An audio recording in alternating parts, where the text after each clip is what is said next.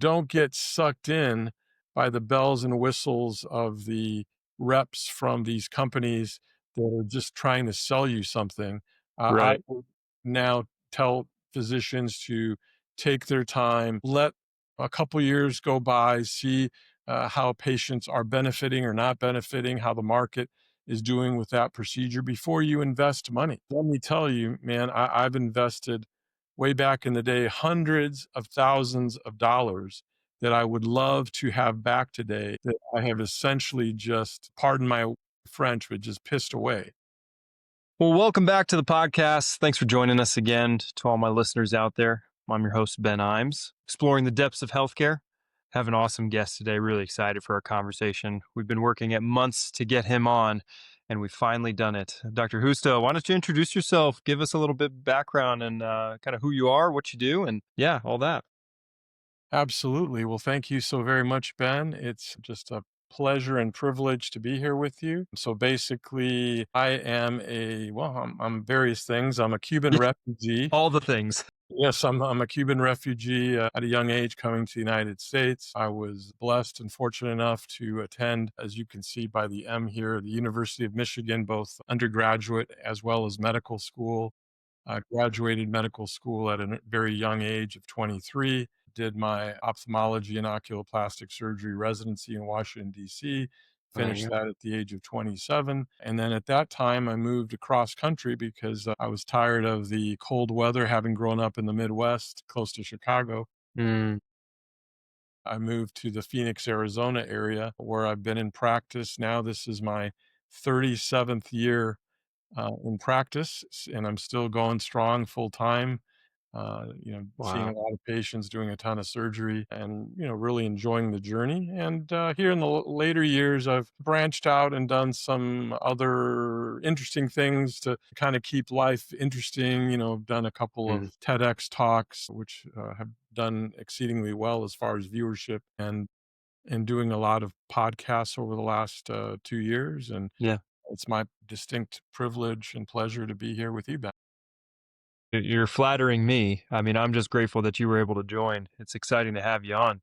What a journey though. What a journey to come from being a Cuban refugee to to running and owning your own practice, you know? I mean, even just going to medical school in the first place, getting to have that privilege. Really really impressive and a great testament to your will. What are some of the big things? I mean, so, obviously big I mean, transporting yourself back, 37 years ago when you started your practice. I mean, what was it like back then in terms of how you wanted to go about that, how you wanted to kind of approach those first steps? I mean, how did you even know to how to get started in that time? Yeah, well, let me take you way back. So, as I went through high school and even maybe even junior high, but certainly high school, I had an itch for science, and I love Mhm. science and math as well. And I really couldn't think of anything else to do other than the fact that I did for a brief period there because I was my whole youth, I was very active in baseball and Mhm. kind of the stereotypical Cuban baseball player. In Cuba, baseball is a big sport, and I was pretty good at that time, and I was a pitcher, and when not pitching, I was a catcher. And so I really, at one point, thought that maybe I'd want to try and attempt to go into baseball because actually one of my high school teammates actually did go into Major League Baseball as a pitcher, and we pitched together. But having sat down with my parents and one of their very good elderly friends one weekend, we actually discussed it. And my parents, being immigrants, right? When you have the immigrant mentality, it's all about education, which I firmly believe. Even to this day, I'm all about education, regardless of what other people in the modern day youth. And they basically said, look, it's your choice, but statistically speaking, the likelihood of you making it into Major League Baseball is far lower. It might be Yeah. one in hundreds of thousands. Whereas, you're a great student and you love science and you could be a tremendous physician and really contribute to society. And I was the type of kid growing up that I really, really valued my parents' opinion in everything, unlike a lot of youth today that think they know everything and really don't want to listen to their parents. Right. But I sincerely felt that my parents were very wise people, and I Mhm. listened to them, and I decided that I would go on that journey. And in school, I actually thought that I wanted to go into obstetrics. Wow. My mother, who was a high school Spanish teacher, introduced me. She got a lead, and she introduced me to a private high school counselor, not the typical one in the school. And this high school counselor let me know that the University of Michigan had this accelerated 6-year pre-medical medical program that you're accepted into it out of high school, you're, basically accepted into medical school, and I did not know anything about it. So I applied, and having grown up in Northwest Indiana, close to Chicago, a popular school down south, it's an all-boys prep college called Wabash College. It's about 1,000 students, in Crawfordsville, south of Indianapolis. Mhm. And, I had applied there, and I had gotten a full 4-year ride to, Mm. Wabash College, through, what's called an Eli Lilly scholarship that Eli Oh, yeah. Yeah. Foundation, pharmaceutical giant. Right. But then miraculously, I was so blessed, I don't know how, but miraculously, I was accepted into Michigan's program, and being out of state from Indiana, they only took on 10 out of state applicants. The whole Wow. program was 50 per year. It was 40 in state and 10 out of state. And so then I had a difficult decision. Okay, do I go to Michigan knowing that I'm automatically accepted into medical school, but I'm going to have huge debt, in college because my parents didn't really have much money as immigrants? Or do I take that 4-year ride to Wabash College? And, I slept on it. I pondered it. My parents didn't really push me either way. And I decided I would go to Michigan. Little did I know, because growing up in Northwest Indiana, I was a huge Notre Dame football fan, watching Notre Dame football every weekend. And as it turns out, I've never even been to South Bend, so I've never seen the Notre Dame campus. But I Oh, ended up there. going to Michigan, and the rest is history. I did quickly realize that I did not want to go into obstetrics. I didn't want the late night hours or middle of the night hours. I was a little concerned about the litigious nature of obstetrics, which I think is still an issue. Valid. And in the didactic textbook years at Michigan's medical school, there was a 2-week period where we had a rotation, not a rotation, excuse me, we had 2 weeks of lectures in ophthalmology, and so we would have various ophthalmologists come in each day and give a few lectures, and I was really impressed that these ophthalmologists were so different than all the other specialties, namely general surgery, where stereotypically, and this is, of course, not true across the board, but a lot of surgeons are known for being kind of pompous and arrogant, whereas the internal medicines, their stereotype would be kind of the nerdy bookworm types.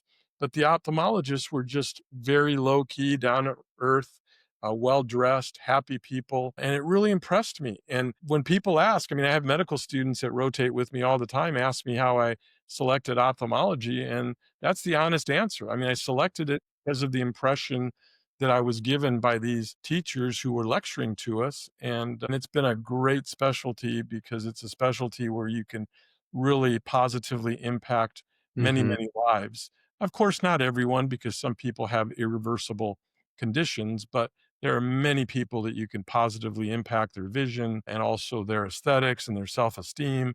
And so it's just been great.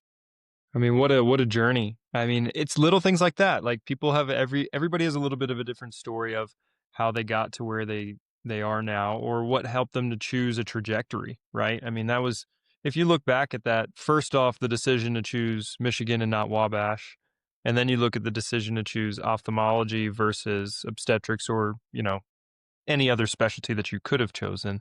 I mean, those two decisions right there set you on a completely different path that who knows where you would have ended up if you hadn't chose those two paths, you know? Yes, that's correct. It's it's really fun also to kind of at least illuminate for my listeners just about what it takes. I mean, when you're in medical school, everybody says, we all want to be physicians, we all want to help people, right? But choosing a specialty is always it's more than $1 million question, right? And it's more of a, well, how do you choose? There's so many aspects to it. So your insights there are very, very impressive and very illuminating for everybody. And the reality, sorry to interrupt, the reality of it is that, in medical school, as you may know, we're only exposed to a limited number of specialties. And then you have some elective rotations, like ophthalmology is always an elective rotation. It's not a mandatory rotation. And even with the elective rotations, I mean, there are so many areas of medicine that I got no exposure to. And, maybe had I taken them as an elective, maybe I would have gone into one of those specialties. So one never knows. You just have to keep an open mind. And I guess I got lucky because I really have enjoyed ophthalmology. How have you seen, I'm pivoting a little bit, but how have you seen ophthalmology change since you first started practicing? Let's start there. Well, great question. It depends on what aspect you look at it. So, from a technical scientific standpoint, ophthalmology has changed immensely as far as the technologies that are out there, particularly insofar as cataract surgery. I mean, it has evolved tremendously and Mhm, continues to evolve. And also glaucoma surgery.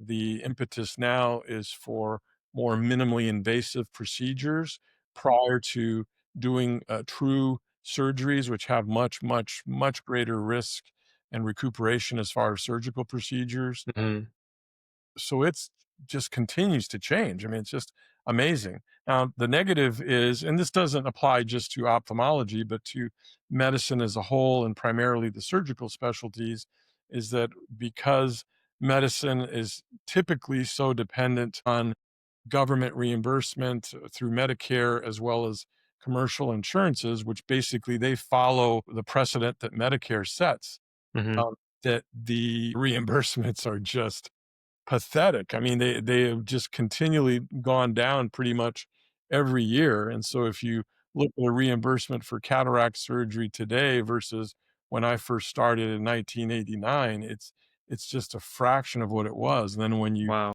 calculate it by cost of inflation, what those dollars would mean today, it's just astounding, but somehow, we keep forging ahead and figuring out a way to still be successful. Because after all, regardless of specialty, you still have to put food on the table, you have to feed your family and have a roof over your head, and so, I think unfortunately the government, just looks at medicine as just another commodity. Yeah, and that's a sad part of it. I think my listeners hear that pretty often from the different people that I talk with.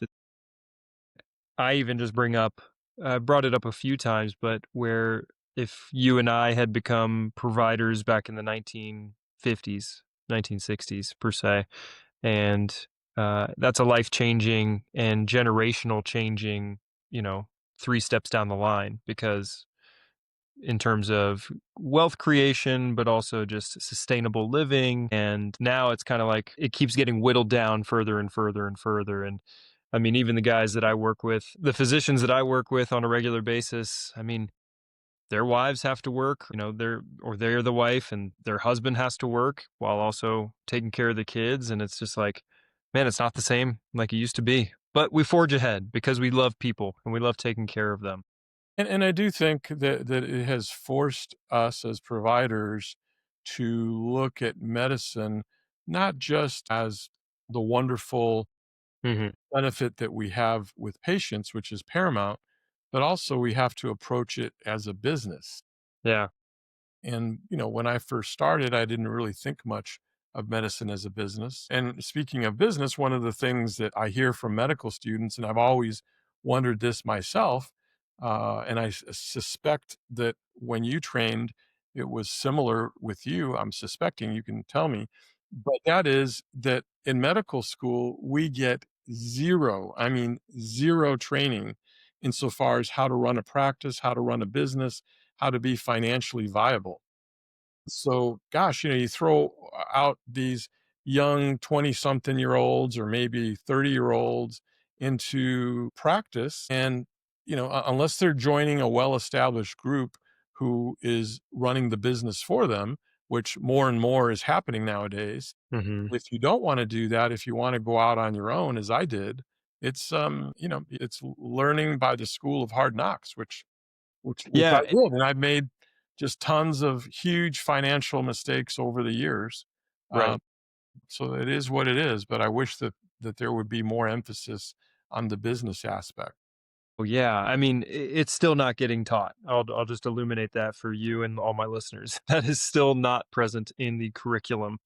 And honestly, we don't even chat about reimbursements. That's something that we have to look up on our own and understand on our own. I mean, the whole insurance game is not spoken about even still. I mean, maybe if you have a professor who's a little bit more in tune with practice, then maybe they'll give you some more insights, but yeah, it's all relative, like who's getting the experience and understanding of how to run a business. I mean, most people I talk with, Dr. Justo, just like you, it's a school of hard knocks. You didn't have like a mentor to take you under his wing and say, here are the mistakes I made. Let me teach you from those mistakes how to learn from them.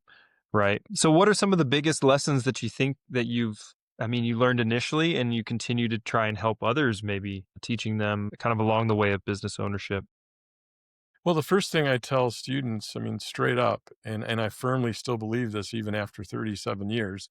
I know the practice of medicine has evolved in terms of being more focused on joining group practices or corporate practices, which is fine for certain individuals that may benefit their lifestyle if they have other hobbies or family interests, etc. But I'm a believer that there really is no such thing as competition. I mean, there is, but there really isn't. If you're a great provider, now as a PA, I'm assuming that you have to work under the license of a physician, correct? In some states, yeah.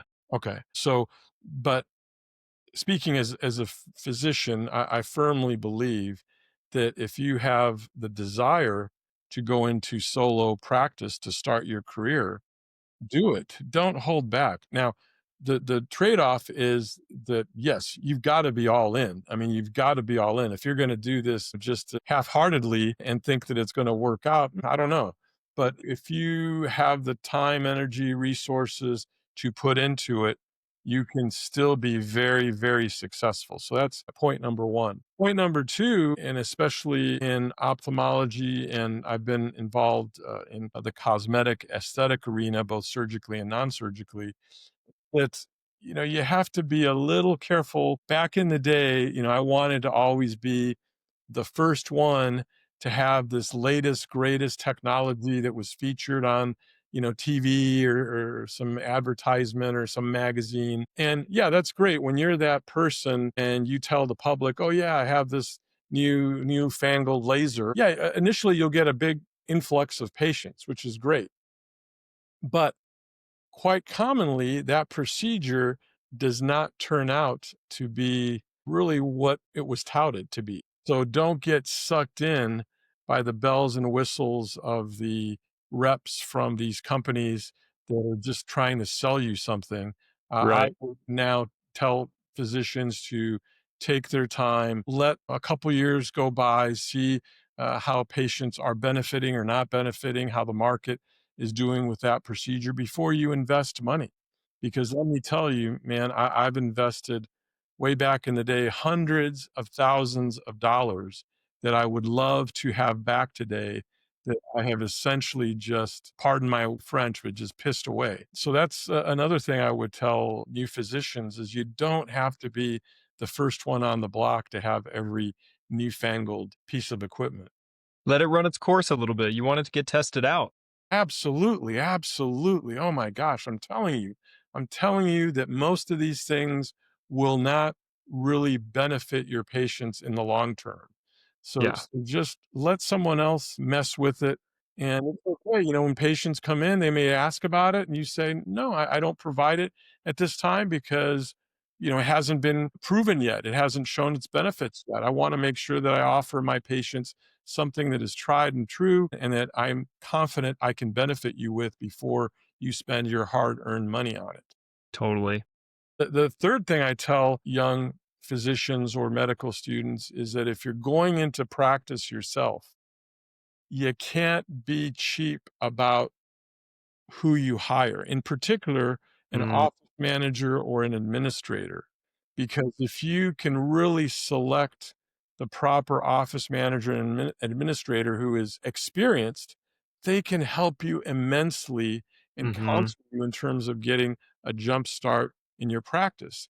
But that costs money. You may be paying an extra 20, 30, 40% in salary over someone who is not experienced. This really trickles down to all of your staff members. You have to pay them well. You have to select them well. Don't just select anybody, because every time you have turnover in your practice at any level, whether it's front office, back office, administratively, nurses, boy, the time and effort and money you put into retraining someone new is exorbitant.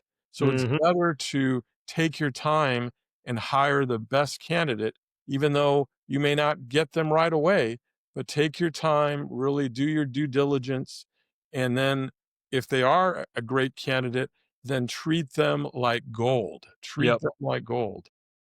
Well, because if you do, they're gonna pay it back Ab in more than just money, right? In more than just payback that way. They're gonna be loyal for the long term, and it's cheaper in the long term and less headaches for the practice management.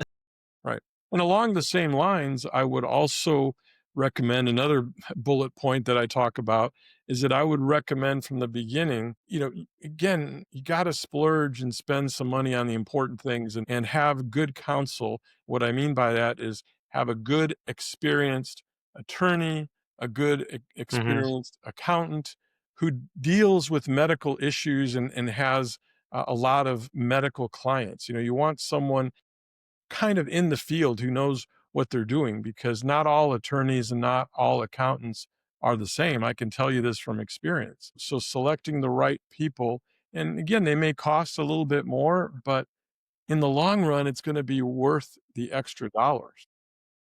How long did it take you to learn all these lessons combined? I'm still learning them. I mean, Oh, there truly, you go. I'm still learning them, but honestly, I would say it's taken me, probably of my 37 years, it probably has taken me at least 25 of those years to learn them. I mean, it's the school of hard knocks. But one thing I must say that I did learn early, and it was with the advice and counsel of an administrator that I had for Mhm. over 10 years. And I can tell you a story about that if you like later. But basically, she encouraged me, and this is after just 5 years. Actually, I was probably in practice only 4 years, Mhm. but she saw that there was a building not far from the current office that I had. And the current office, the first office in 1989, was just in a medical plaza. Had no visibility, just a ton of let's call them office condos, for lack of a better term. And it was fine. I mean, it was a beautiful office, but she saw that there was a building that was for sale, like maybe a mile and a half away, and Mhm. she recommended to me that I should buy the building, and I'm like, "Wow, are you kidding me?" I mean, I'm 4 years into practice, so I'm 31, and I Yeah. don't have any collateral, any money, and she said, "Yeah, you should really do this." Well, I followed up on it and followed her advice. And little by little, I was able to pull that off and get the proper loans in place. And then I Mhm. completely trashed the building other than the exterior walls. Everything was built from scratch. Yeah. That building turned out to be great. It has major traffic flow and visibility going by. So just the signage and the drive-by traffic that we get is incredible. And then 5 years later, I did the same thing on my own because she was no longer with me. And I did the same thing with another building in a neighboring community. And this time around, I decided to build my own outpatient ambulatory surgery center. Oh, cool. Yeah. And again, for those of your viewers who are in the surgical realm, Mhm. I must tell you that, boy, if you can pull that off, I mean, it's not going to be day one of your career, but if Right. you can pull that off and have your own surgery center, that is critically important in every Mhm. aspect. Number one, financially, because the facility fees that are generated are Mhm. really, truly, you benefit more as far as net revenue than the practice. And number two, if you're a bigger practice or a bigger facility, mine is just a one operating room facility, but Right. you can have other surgeons come in and do surgeries in other Rent it out. operating rooms and get more revenue streams. And ultimately, if you do choose to sell your practice way down the road, that surgery center is where it's at. That's where companies, corporations, private equity, they're really, I mean, they'll buy practices, but boy, the multiple that they'll pay for buying a surgery center is far greater. So, Wow. number one, own your own real estate whenever possible. Again, it's not going to be day one, but why are you going to waste your money paying rent to some Mhm. landlord? Yep. Instead, pay rent to yourself and then build the equity in that real estate, because once you sell or retire, you're still going to have that real estate that either you can rent yourself to other doctors or non-doctors, or you can turn around and sell the building. Having your own real estate. And I just kind of, I stumbled onto that simply because of that office administrator that I had way back in the day, Yeah. who put that in my head. And had she not put that in my head, it's possible I would have not acquired any real estate. Right. Or been late to the game and had a really hard time finding, the right options. I mean, yeah, it's little things like that. Little things like that move the needle in the long run. But while it may seem risky, you're 31, you're new to practice, already kind of you're like, "Oh man, I have so many outgoing things, so many things to juggle." But when an opportunity comes along like that, honestly, the risks that you take are usually the ones that benefit you the most in the long run. Sure. Early on, let's face it, again, I'm speaking to your audience who may have an interest in being in solo practice and private practice. But early on, for quite a number of years, I can't really remember how many, but it's a lot of years that I lived Mhm. basically paycheck to paycheck. I basically I would pay my rent before I had the buildings. I would pay my employees. I would pay all the fixed costs, all the various insurances, utilities, etc. And then whatever was left, I would pay me, and it would, you know, things were slim. I mean, it really took a long time to finally get to that point where I could pay myself, more significant income. So you got to be willing to delay gratification, as I talk about in one of my TEDx talks. You got to really be willing to delay that gratification. If it's all about instant gratification, then I'm just telling you right up front that owning your own practice is not the way to go, because you're not going to get that instant gratification. Yeah, I was actually glad you touched on that. I mean, in your TEDx talks that you've done, the delayed gratification, the patience is kind of what you preach. Is that all because of this kind of journey that you've been on with your business as well?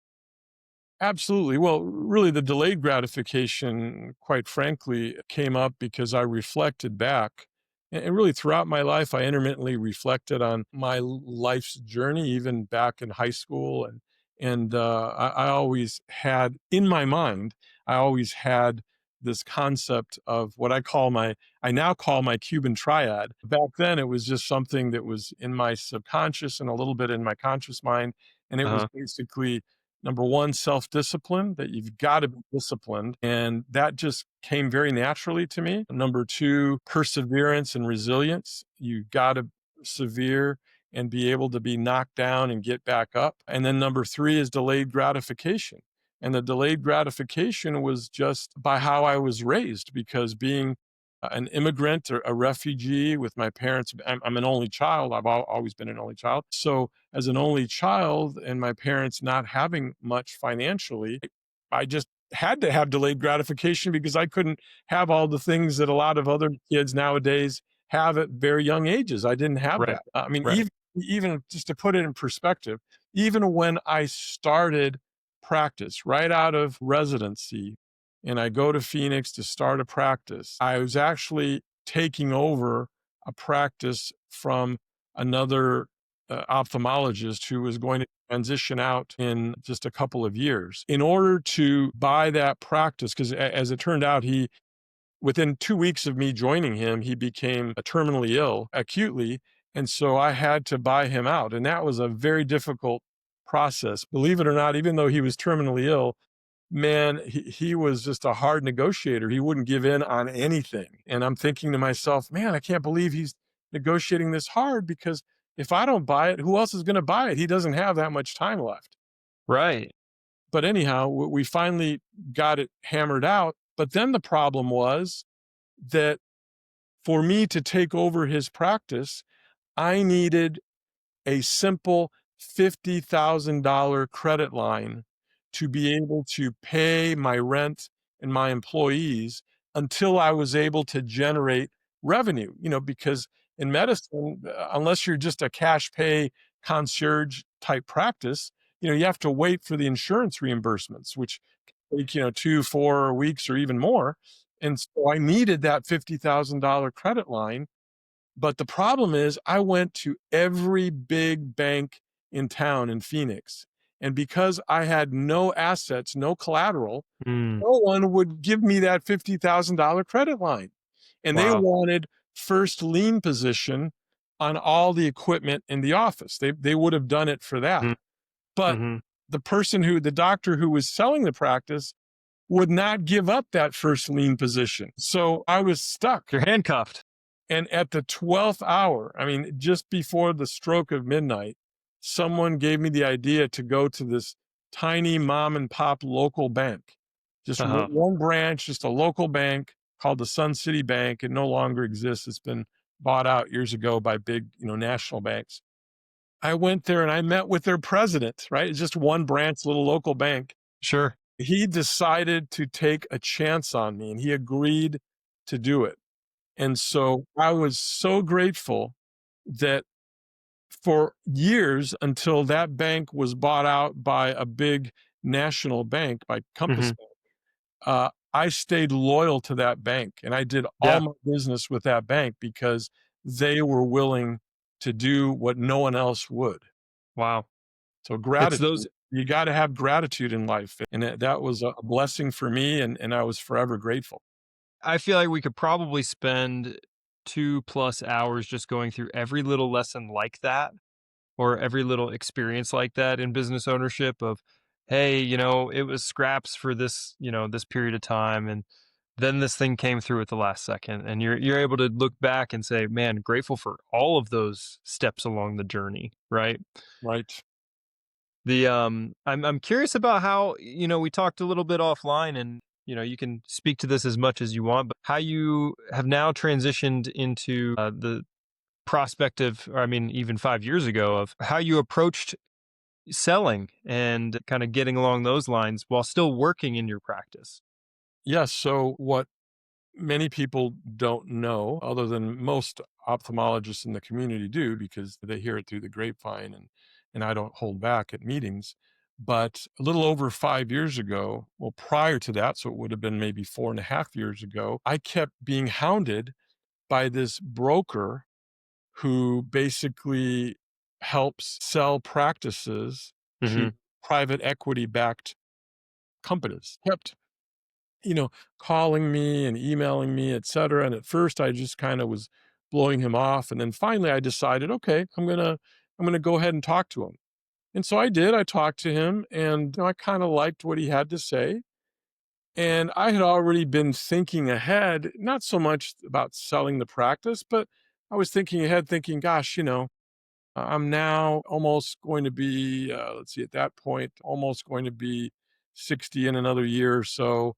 And even Hmm. though I don't have any desire to retire, but ultimately I wanted to have some sort of exit strategy because last thing I wanted is to be in a situation where I was forced to sell last minute due to something, due to, let's say, a health crisis or a family issue, whatever the case may be. So I wanted an exit strategy.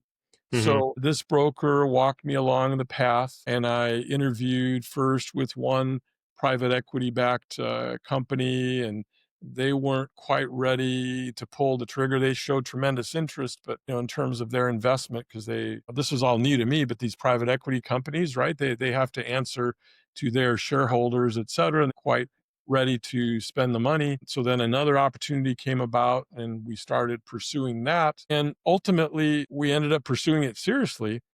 And what I found during that process, during that maybe 6-month process, is, man, was it much more difficult and challenging and time consuming. What they go through to do their due diligence is unbelievable. I mean, there's Really? no stone unturned in terms of every bit of the background of the practice, all the financials. It's not just a matter of handing over some financials from your accountants. Sure. You have to itemize everything. They ask a million questions. You have to produce documents among documents. It was an unbelievable task. And Right. because I was organized enough and I had been keeping record and electronic records of documents, little by little, I was able to gather that stuff pretty much on my own because at the time, I must say, I was scared that if my staff found out that I was doing this, that they would get cold feet and jump ship, Right. including even my own administrator who I loved, Right. and we're still good friends. He retired just a few years ago. Um, but so I was able to do that on my own and get them all the documentation. And every time I'd get them documentation, a couple weeks later, they would ask for more things, and then a couple Right. weeks later, more things. It was just never ending. And then Yeah. the amount of legal fees, through the advice of this broker, I hired a big national law firm, and they have lawyers that specialize in different areas. And going through all the legal documents and Right. everything and making edits and then trying to negotiate certain things. It was just unbelievable. To this day, I don't know how I did it. I really, Yeah. It um, seems like they wanna discover any skeletons in your closet. absolutely, but not so much skeletons about me personally. That those are easy Right. skeletons, but the Right. skeletons insofar as where every penny, not every dollar, where every penny that has been earned for the last several years, where it's gone. I mean, they Right. look back a number of years to know, because they want to know what they're buying. I mean, they're buying that cash flow, that EBITDA, earnings before interest, taxes, depreciation, amortization, and it was just an exhaustive process. And then it turns out that after I sold and then I announced it at a staff meeting, of course, it shocked everyone. But to this day, here it is 5.5 years later, pretty much, other than a couple of people who retired due to age, pretty much everyone is still with me. They still have stayed. Yeah. I currently have probably half a dozen staff members that have been with me anywhere from 20 to 25 years, and then probably another 4 or 5 that have been with me 10 years or more. So Wow. we have some tenure in our office staff as well as, of course, some newer staff members. But Right. so they stuck through it and they took my word that we were going to practice medicine ethically and continue the journey and held to my word and I think they benefited accordingly. Yeah. I mean, that tough journey, right? Tough journey, very uncharted territory because, again, who's been through it other than you going through it at that time, right? Right. But the one thing I will say for anyone going through this journey, and I had been warned about this, is that once you do make that transition and sell the practice, I don't care how much they preach to you, the private equity companies, because their favorite word, it doesn't matter which private equity company it is, their favorite word that they're going to dangle in front of you is partnership, that this is going to be a Mhm. partnership. Okay. Yep. And I hate to say it, but BS. It Yep. ain't no Call it partnership. out. Basically, you become an employee. Now, it's not that they've dictated what I do or, contrary to some people who say, well, that, they make you see this many patients and or do that many surgeries. I don't know, maybe that's true for some companies out there, but that's not been true for me. I mean, I've just basically continued doing what I was doing before. I haven't, I mean, I'm working as hard as ever because I want to and I enjoy it. But, there's never been any quotas set upon me that I have to produce a certain number of examinations or surgeries. Right, right. And that's the good side of it, right? Obviously, there's probably other companies who put a little bit more pressure on your shoulders. Maybe, But there's maybe. but there's a reason you're still practicing and you're still with your group, right? I mean, Right. even to this day. Correct. Correct. Yeah. What five do and a you half years into it, but again, you lose all authority, all decision making, everything. I mean, you just become almost kind of bottom of the barrel, an employee like every other employee. Yeah. That's the downside. That was really difficult, probably for the first at least 18 months, maybe 2 years. It was hard. I wanted to give input. I wanted to Mhm. kind of make certain decisions, and no, I finally had to just let go and be okay with it. Where do you see it going? I mean, obviously you can talk about your practice specifically, but where do you see kind of ophthalmology going, medicine going in terms of the future and probably the next, whether it be 2 to 3 years, 5 to 10 years? What do you foresee coming down the pipeline that you're excited about? Well, the thing that it's interesting, I don't know how it's going to affect things. I know that it will, is this whole AI, artificial intelligence stuff. I don't know exactly how that's going to impact things, but Mhm. clearly it will. And it's probably going to have some positive things and it may have some negative things. But, aside from that, in terms of ophthalmology, we continue to develop new technologies, new equipment, new lasers. As I say now, for example, I do a lot of cataract surgery and we use femtosecond lasers in many cases. It's a non covered procedure. So if a patient wants it, they have to pay out of pocket for that part of it. And we have new lens implants, what are called advanced technology implants that correct for astigmatism. They can be trifocal implants where they can help both distance and near. So just a lot of new technologies that are out there. I do a ton of oculoplastic surgery, which Mm. I've done for years. I mean, I adopted the CO2 laser back in the mid 1990s. I was probably one of the first, if not the first, in the Phoenix metropolitan area to adopt that technology for not only laser skin resurfacing when that became kind of the new fad back then, but also I used it to perform all my blepharoplasties. And I do a ton of blepharoplasties, both functional, meaning insurance, as well as cosmetic, self pay. And so I do blepharoplasties in my sleep. I mean, I love it so much. And so much so that, as I think we were kind of alluding to offline, that in the last couple of years, I've developed this intensive 3-day master class on blepharoplasty, and I'm Mm. fortunate to have just tons of doctors of all specialties.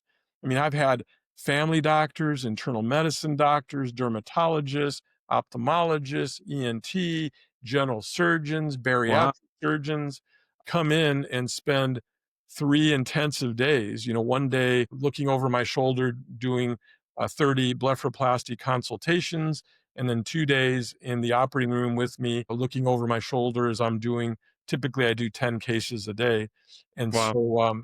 so it's a pretty intensive 3 days, but they have loved it. They've raved about it. I've gotten tremendous reviews and video testimonials. And I'm even so blessed that coming up just next week, I have a plastic surgeon coming in from Doha, Qatar, in the United Arab Wow. Emirates, and I have a dermatologist coming in from Melbourne, Australia. They're both coming in for the same 3 days to train with me. So So cool. I just absolutely love it. So And half now my you're practice is oculoplastics, and the other half is cataract surgeries. That's one thing, again, for your audience that I learned early on. I was, what's the expression where you do everything, jack of all trades, jack master of of none. all trades, but a master of none. So I used to, over for about 25 years, I did general ophthalmology, cataract surgery. I did all sorts of cosmetic surgery from full body liposuction, facelift and neck lift surgery, endoscopic brow lifts, Sure. you name it, because I really diversify. And that was another key I forgot to mention earlier to your audience. To the key to becoming successful is diversifying your practice. Totally. Basically in the last 5.5 years, pretty much since the acquisition by private equity, upon the recommendation of some of my senior back office staff, they said, let it go. Don't do everything. Just do the stuff that you like to do and that are shorter procedures. And so I finally let go of liposuction and facelifts. So now I do pretty much eyelid surgery, endoscopic brow lifts, and then Mhm. in cataract surgery. So I've limited my practice to just pretty much that. Do you think that's helped your overall kind of like, I don't know, you're getting towards the end of your career, you see the twilight. I mean, do you think that's helped kind of keep you pretty satisfied with your work-life balance as you kind of get towards that Yeah, time? absolutely, absolutely. Because I just want to simplify my life. And one of the fortunate things in ophthalmology is that a lot of our procedures are relatively shorter procedures in terms of time. I mean, there could be longer procedures, but it's not like you're doing some major abdominal case that may take Sure. 2, 3, 4 hours. Sure. So a lot of our procedures are shorter, but back when I was doing the full body liposuction and the Mhm. facelifts, those are longer procedures. Those can be anywhere from 2 to 4 hours. And if you're combining both of them, doing liposuction and a facelift, which Woo! occasionally I do, then we'd be there for 5 or 6 hours, on one case. And I mean, Right. that just takes a toll, at least on me, it does. Yeah. So now, most of my procedures, honestly vary from 20 minutes to at most an hour and 15 minutes, maybe an hour and a half. But most of them are in the 30 to 60-minute range, which is just wonderful. Yeah, in and out, you know? What so, I mean, it's very exciting kinda all the things coming down the pipeline, how AI fits in, we'll continue to see how that progresses. Obviously, your practice is continuing to progress, but also it's exciting just to see the wealth of knowledge that you've learned from and you're willing to pass it on even still, right? I mean, you've got these surgeons flying in from worldwide wanting to learn from you. It's just very encouraging that there still exists and you're a proponent of this, of continuing to pass on what you've learned and continuing to show people, hey, you can use this too. I'm not going to charge you millions of dollars to take my tech. Like, there's no, like you said earlier in the episode, it's not about competition. Like, let me help you help your people that you have access to. Right, Right. absolutely, absolutely. And now later in my career, I've gotten into giving talks at all the big scientific meetings. As before, I was always in the audience, and I don't know, I never really had the inkling to participate in that. But now I've become much more involved with some of these, particularly on the aesthetics and oculoplastic end. I've been involved in giving lectures at some of the big meetings for the American Academy of Cosmetic Surgery and also for a global aesthetics conference. I gave 2 talks just a couple weeks ago down in Miami Beach. So I mean, it's just fun. I mean, you're just trying to teach people, doctors, and pass along what little insight you may know, I may know that might help them. And it's just a point in my life where I don't feel the strong urge where I have to be looking out for the dollars. I need to earn income. I mean, I have 2 kids in college and 1 in high school, so I need to pay for their education, but still, I just wanna have fun, do what I do the best, have happy patients, try and give them the best outcomes possible, both visually as well as cosmetically, and just have a good time doing it and explore different things. I mean, one of the things that I love doing is just learning new things. There's so much I wanna learn, just not enough time to do it. Yeah, that falls into the weekend tasks where Yes, you have, you're only able to complete 90% of it, but you wish you had more time to be able to commit. right. I will complete 10% of it. Yeah, Wanna exactly. wanna complete. Exactly. Well, any closing thoughts as you kind of like want to share with my listeners, where to find you, where to connect with your, what you're kind of putting out into, whether it be on LinkedIn or other sources. Yeah, well, I am, fairly active on LinkedIn. My handle is, Emilio Justo MD, so Emilio MD. But more importantly, I think I have a personal website, Oh, good. separate from the practice website, and that's Dr. Emilio Justo, and that's DrEmilioJusto.com. And there it talks about all the things that I do. I have a lot of the podcast recordings on there. I have a separate page on that blepharoplasty 3-day workshop. I have a contact page, which if someone fills that out, it goes directly to my inbox. And I'm pretty good about responding back in 24 hours, if not sooner. Sure. Or they can just reach me at the Dr. Justo at dremiliojusto.com, which I don't know, does that show up there? Yep. Or Yep. can Showing up for the listeners. Yeah. okay, so basically Dr. Justo at dremiliojusto.com, and again, I respond to everything promptly, and with any questions or feedback, or if I can mentor someone, I'm happy to do so. Absolutely. Man, love that you're still willing to give back. And I think that's a testament to where you started and where you've continued to go. And just, I know that the patients probably appreciate you just as much that you're taking care of and that you've continued to serve. Thanks for your time today. Really appreciate you joining us and sharing all your wisdom. Thank you so very much, Ben. It's been a delight and great chatting with you. You asked a lot of great questions, and it's really been my privilege. Thank you. Yeah. Well, we'll keep watching this space. We'll see how things kind of continue to progress. Maybe we'll do a 1 year check in or a 6 month check Sure. in to see how things are going. Would love to. All right. We'll catch you later. See you, Dr. Husto. Thank you.